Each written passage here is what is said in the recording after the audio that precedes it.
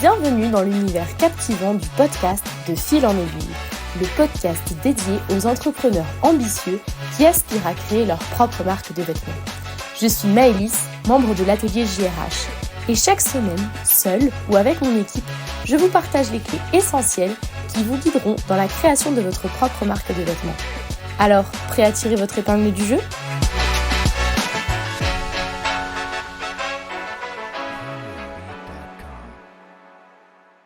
Salut à toi et bienvenue dans ce deuxième épisode du podcast De Fil en Aiguille.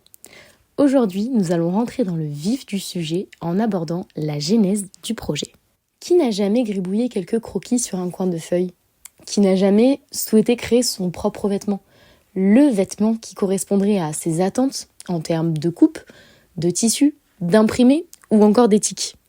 Si c'est ton cas, et que tu souhaites créer ta propre marque de vêtements, je te conseille d'écouter ce podcast jusqu'au bout et de suivre les étapes que je vais t'énumérer. Tout d'abord, la première question à se poser dans ce projet entrepreneurial, c'est qu'est-ce que tu as envie de faire ? Est-ce que tu as envie de créer une marque de prêt-à-porter ?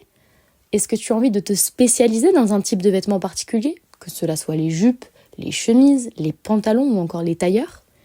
Est-ce que tu as envie de créer une gamme de vêtements plutôt sportifs, qu'il s'agisse de t-shirts techniques pour le running, de cuissards pour le cyclisme ou encore de pantalons d'équitation.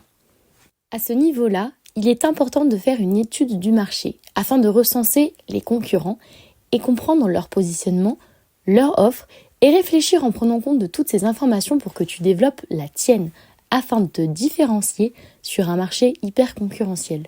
La deuxième question à te poser, c'est quelles sont tes valeurs morales ? Qu'est-ce qui compte pour toi ? Qu'est-ce qui fait que tu vas acheter un vêtement plutôt qu'un autre ? Est-ce que parce qu'il est fait made in France, pour sa coupe, pour les valeurs inclusives de la marque ? Quelles sont les valeurs que tu souhaites véhiculer et quelles valeurs souhaites-tu associer à ta marque ? Enfin, la troisième question à te poser, et qui n'est pas des moindres, quelle est ton ambition et ton budget ? Car il faut en effet prendre en compte le coût du développement des produits, le patronage et le prototypage, mais aussi le coût des tissus et de la main-d'œuvre. Après toute cette phase d'introspection, c'est le moment de se lancer, de sauter le pas et de se libérer de tes pensées limitantes. Pour tirer son épingle du jeu, il faut avant tout oser. Oser sortir de sa zone de confort et se lancer dans l'entrepreneuriat. Alors oui, ça peut faire peur. Et je te mentirai en te disant que cela sera un long fleuve tranquille. Mais tout est une question de volonté. Cet épisode est maintenant terminé, j'espère qu'il t'aura plu. N'hésite pas à le noter et à t'abonner. Je te dis à la semaine prochaine pour un nouvel épisode du podcast De Fil en Aiguille.